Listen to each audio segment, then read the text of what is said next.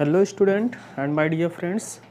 अब जो है हम लोग केमिस्ट्री का एक और महत्वपूर्ण टॉपिक लेने वाले हैं जिसका नाम है रीमर टीमन अपक्रिया।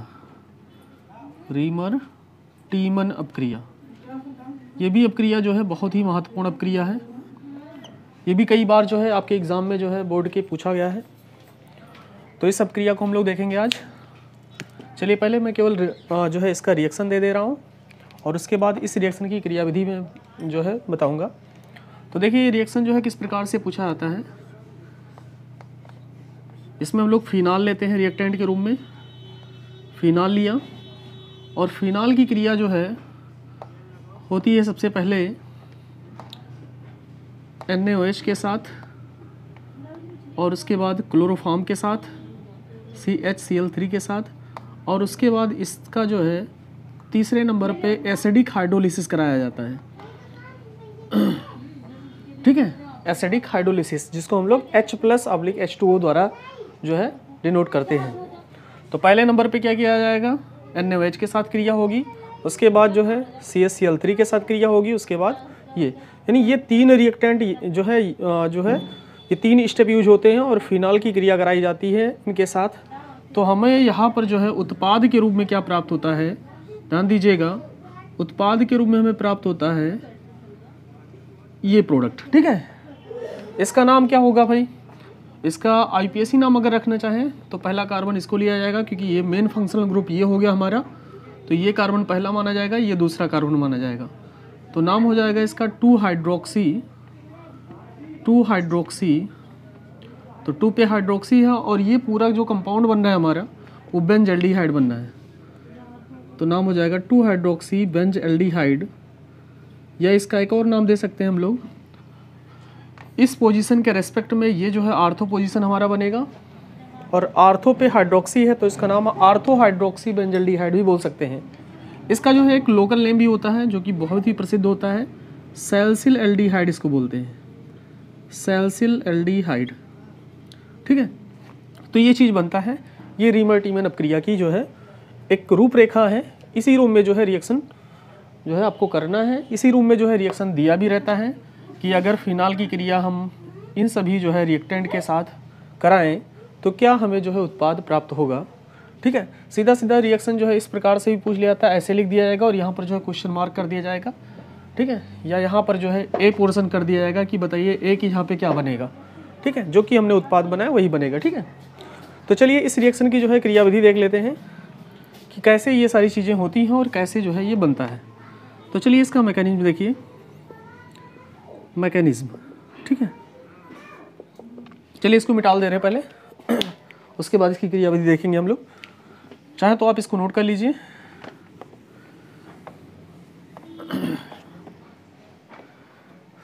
तो पहला स्टेप क्या होगा, स्टेप नंबर फर्स्ट रीमर टीमन अपक्रिया का क्लोरोफॉर्म हम लेंगे। क्लोरोफॉर्म को जो है हम थोड़ा सा खोल भी सकते हैं इसके स्ट्रक्चर को, चाहे तो इस प्रकार से खोल दें स्ट्रक्चर को, क्लोरोफॉर्म यानी CHCl3। अब इसकी क्रिया हम कराएंगे किसी प्रबल क्षार, हमने NaOH लिया ही है और वो NaOH जलीय NaOH है। NaOH जो होता है OH- आयन देता है हमें। ये OH- आयन से हमें क्या मिलेगा, जो है NaOH से जो हमें क्या मिलेगा, OH- आयन मिलेगा। ठीक है, अब ये जो OH- है ये क्या ढूंढ रहा है भाई, ये OH- जो है क्या चाहता है, कहीं से H+ पाए और जो है H2O के रूप में निकल जाए। तो यहाँ से H+ निकल सकता है, यहाँ से H+ जो है निकल सकता है। कब निकलेगा, जब ये वाला इलेक्ट्रॉन इस कार्बन पे आएगा, जब ये वाला इलेक्ट्रॉन जो है इस कार्बन पे आएगा। लेकिन कार्बन पर अगर आएगा इलेक्ट्रॉन तो कार्बन पे निगेटिव साइन हो जाएगा, कार्बन पे क्या हो जाएगा, निगेटिव हो जाएगा। अब चूंकि कार्बन की जो त्रिज्या होती है काफ़ी छोटी होती है, उस पर जो है माइनस चार्ज वो एक अनस्टेबल माना जाता है। कार्बन पर माइनस चार्ज, ये याद रखिएगा, काफ़ी अनस्टेबल होता है। इस कारण कार्बन अपना माइनस ख़त्म करने के लिए क्या करेगा, ये क्लोरीन भी इससे जुड़े हुए हैं जो कि काफ़ी इलेक्ट्रोनिगेटिव हैं, ये भी अपनी तरफ इलेक्ट्रॉन को खींचेंगे और आसानी से कोई एक क्लोरीन जो है आप निकाल दीजिए Cl- के रूप में। किस रूप में निकालेंगे हम लोग, Cl- के रूप में निकालेंगे। तब देखिए यहाँ पर बचा क्या, ये H भी निकल गया और इनका दोनों इलेक्ट्रॉन इस कार्बन ने ले लिया। तो कार्बन के पास ये दोनों इलेक्ट्रॉन, ठीक है, और उसके बाद कार्बन के साथ क्या क्या जुड़ा, 2 क्लोरीन जुड़ेगा, 1 क्लोरीन जो है निकल चुका है। चूंकि कार्बन पर कोई प्लस नहीं आएगा, क्योंकि क्यों नहीं आएगा भाई, क्योंकि ये इलेक्ट्रॉन इधर से इधर गया भी है, तो इसने जो है इधर से खींचा भी तो इलेक्ट्रॉन, तो नहीं इस पर माइनस आया होगा। फिर ये इलेक्ट्रॉन जब खींचा होगा तो इसका माइनस क्या हो जाएगा, समाप्त हो जाएगा, अर्थात इस पर कोई चार्ज नहीं आएगा। ये 2 इलेक्ट्रॉन इसका दिखाया जाएगा जो हाइड्रोजन से इसने खींचा था, ठीक है। अब यहाँ से जो क्लोरीन खींच रहा है, ये इस क्लोरीन का कार्बन का इलेक्ट्रॉन खींच रहा है और अपना इलेक्ट्रॉन खींच रहा है, तो इस कारण यहाँ पर ये 2 इलेक्ट्रॉन हमने दिखा दिया, ठीक है। और ये H और OH माइनस जो है मिलकर क्या बना लिए, H2O बना लिए, ठीक है। तो प्लस H2O, ये जो प्रोडक्ट हमारा बना, अभी तो प्रोडक्ट नहीं कह सकते इसको हम, ये बना, इसको हम लोग डाईक्लोरोकार्बिन कहते हैं, डाईक्लोरोकार्बिन। ये जो डाईक्लोरोकार्बिन है, इसको ध्यान से देखिए आप, तो जो कार्बन है उसके पास 6 इलेक्ट्रॉन है यहाँ पर, 2 ये वाले इलेक्ट्रॉन हो गए और 2 इस बंध में इलेक्ट्रॉन है और 2 इस बंध में, अर्थात इस कार्बन का ऑक्टेट पूरा नहीं है। भले इसके ऊपर कोई साइन नहीं है, ना पॉजिटिव है ना निगेटिव है, फिर भी जो है ये एक बहुत ही अच्छा इलेक्ट्रॉन स्नेही होगा। क्या होगा, इलेक्ट्रॉन स्नेही होगा, क्योंकि इसके पास जो है इलेक्ट्रॉन की कमी है ऑक्टेट को पूरा करने के लिए, इसलिए क्या होगा, इलेक्ट्रॉन स्नेही होगा, ठीक है। तो यहाँ तक याद रखिएगा, पहले स्टेप में क्या बना, डाईक्लोरोकार्बिन बना, जो कि एक इलेक्ट्रोफाइल है। कैसा इलेक्ट्रोफाइल है, न्यूट्रल इलेक्ट्रोफाइल है, ठीक है, यानी उदासीन है। अब स्टेप सेकंड में देखिए क्या होगा, स्टेप सेकंड में हम फिनाल का यूज करेंगे, ठीक है। फिनाल को हम लोग ऐसे भी, इसका अगर बॉन्ड खोलें तो इस तरह से दिखा सकते हैं फिनाल को, ठीक है। प्लस फिर से जो है हम लोग क्रिया कराएंगे OH माइनस के साथ। ये OH माइनस कहाँ से मिलेगा, फिर से NaOH मिलेगा, हमें NaOH से ही मिलेगा। ये OH माइनस देगा और OH माइनस क्या चाहता है भाई, H प्लस के रूप में कोई हमें प्राप्त हो, तो H प्लस के रूप में यहाँ से प्राप्त होगा। ये इलेक्ट्रॉन जो है ऑक्सीजन खींच लेगा और यहाँ से ये हाइड्रोजन निकलेगा, इस रूप में H प्लस के रूप में निकलेगा, और ये जो OH माइनस है इसके साथ जुड़कर फिर से जो है H2O बना लेगा। क्या बना लेगा, H2O। तो यहीं पर हम माइनस H2O के रूप में लिख दे रहे हैं।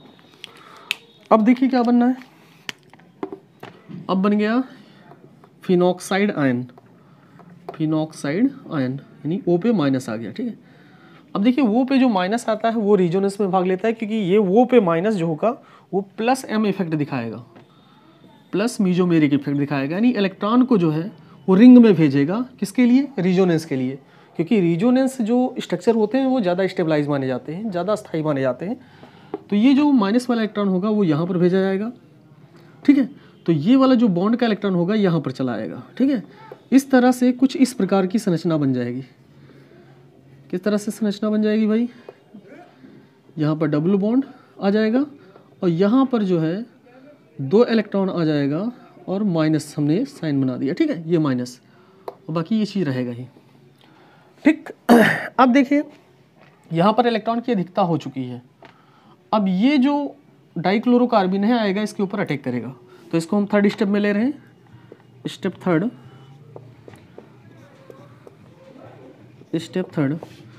थर्ड में हमने उसको लिया। आप चाहें तो वहीं से आगे बढ़ा सकते हैं, लेकिन हमने इसको अलग कर दिया है स्टेप थर्ड में, ठीक है। यहाँ पर माइनस है, यहाँ पर डबल बॉन्ड और प्लस CCl2, ठीक है। यहाँ से काम आगे बढ़ाएंगे, यानी ये हमें मिला था यहाँ पर और इसका अटैक करवाएंगे अब यहाँ पर। तो देखिए इसको इलेक्ट्रॉन की कमी होती है, इसके पास इलेक्ट्रॉन, भले इलेक्ट्रॉन ये दिख रहा हो लेकिन वास्तव में इसके पास इलेक्ट्रॉन की कमी होती है, तो इलेक्ट्रॉन इसने ही है ये, तो ये जहाँ पर इलेक्ट्रॉन की अधिकता होगी उस साइड पर जाकर अटैक करेगा, ठीक है। तो ये वाला अगर यहाँ पर अटैक करेगा तो ध्यान दीजिएगा, इसके इलेक्ट्रॉन को लेगा ये और इसके साथ बंध बनाएगा, और क्या बना, फिर क्या बना भाई, यहाँ पर डबल रहेगा ही, यहाँ पर भी रहेगा बंद, और यहाँ आकर क्या जुड़ जाएगा, CCl2 जुड़ जाएगा। अब कार्बन ने जो है इसके इलेक्ट्रॉन को लिया है, इसलिए कार्बन पर क्या आ जाएगा, माइनस साइन आ जाएगा। आप जानते हैं कि बेंजीन रिंग में प्रत्येक कोने पर, यानी प्रत्येक कार्बन पर एक एक हाइड्रोजन भी होता है, तो एक हाइड्रोजन को हमने खोल दिया यहाँ पर, जो यहाँ पर जुड़ा होता है, और बाकी सारी चीज़ें वही, ठीक है, ये हमने खोल दिया। अब देखिए एक चीज़ और देखिए, ये जो कंपाउंड बना ये क्या एरोमेटिक है, ये जो कंपाउंड बना ये क्या एरोमेटिक है, अभी पहले एरोमेटिक था, लेकिन अब इसकी एरोमेटिसिटी जो है लॉस हो चुकी है, ख़त्म हो चुकी है, क्योंकि एरोमेटिक का मतलब क्या होता है, एरोमेटिक का मतलब होता है उसमें एक नियमित अंतराल बाद जो है double bond single bond double bond single bond की जो है पुनरावृत्ति हो, यानी रिजोनेंस स्ट्रक्चर उसमें पॉसिबल हो, ठीक है, डबल सिंगल या अल्टरनेटिंग बॉन्डिंग पाई जाती हो, तो उसको हम लोग क्या बोलते हैं, रिजोनेंस स्ट्रक्चर बोलते हैं, यानी एरोमेटिक कंपाउंड बोलते हैं। तो इसकी एरोमेटिसिटी जो है जा चुकी है, इसलिए क्या करेगा, ये जो इस बंध का इलेक्ट्रॉन है, ठीक है, ये हाइड्रोजन यहाँ से निकलेगा H+ के रूप में और आएगा इस कार्बन के साथ जुड़ जाएगा, और ये जो दोनों इलेक्ट्रॉन हैं वो यहाँ पर आएगा इस एरोमेटिसिटी इसको देने के लिए, ताकि ये फिर से एरोमेटिक कंपाउंड बन जाए। और जैसे ही ये वाला बंध का इलेक्ट्रॉन यहाँ पर आएगा, इसकी कार्बन की वैलेंसी होगी 5, फिर ये वाला इलेक्ट्रॉन चला जाएगा इस ऑक्सीजन के पास। इस स्टेप को बहुत ध्यान से देखिएगा, एक बार फिर से देख लीजिए। हमने ये पूरा प्रोसेस करवाया, तो ये जो हमारा अभी तक एरोमेटिक कंपाउंड था उसकी एरोमेटिसिटी जा चुकी थी, क्योंकि इसमें जो अल्टरनेट पे यानी एकांतर पे, यानी एक के बाद एक पे जो डबल और सिंगल का बॉन्ड का जो क्रम था वो टूट चुका था। तो इसकी एरोमेटिसिटी लाने के लिए जो हाइड्रोजन होगा वो अपनी आहुति देगा, यहाँ से हाइड्रोजन H+ के रूप में निकलेगा अपने इलेक्ट्रॉन को छोड़ते हुए, और ये दोनों इलेक्ट्रॉन आ जाएंगे यहाँ पर, इसको एरोमेटिक कंपाउंड बनाएंगे, और जैसे ही यहाँ पर आएंगे बॉन्ड बनाएंगे, इस कार्बन की वैलेंसी 5 होगी और ये इलेक्ट्रॉन शिफ्ट हो जाएगा ऑक्सीजन की तरफ, जो पाई बंध का इलेक्ट्रॉन है। अब देखिए फिर क्या बनेगा, अब ये बनेगा यहाँ पर जो है O पे माइनस, ठीक है, कि ये इलेक्ट्रॉन गया इधर, यहाँ पे बॉन्ड आ चुका है, और ये बन चुका क्या C, और C के साथ क्या जुड़ा है H, और H के साथ 2 Cl भी हैं, ठीक है, इतना चीज़ हो गया, ठीक। अब हम क्या करेंगे, इसकी क्रिया NaOH के 2 मोल के साथ कराएंगे, 2 मोल NaOH के साथ। तो 2 Cl यहाँ से निकलेगा, एक Cl ये वाला और एक Cl ये वाला निकलेगा Cl- के रूप में दोनों, और 2 Na के साथ क्रिया करके -2 NaCl निकाल देंगे, ये 2 NaCl निकाल देंगे, और दोनों OH जाएंगे, एक यहाँ पर जुड़ जाएंगे और एक यहाँ पर जुड़ जाएगा, और फिर बनाएगा क्या, फिर बनाएगा वो पे तो माइनस रहेगा ही, ठीक है, यहाँ पर C और C के साथ H, और यहाँ पर OH और यहाँ पर OH, ये चीज़ बन जाएगा।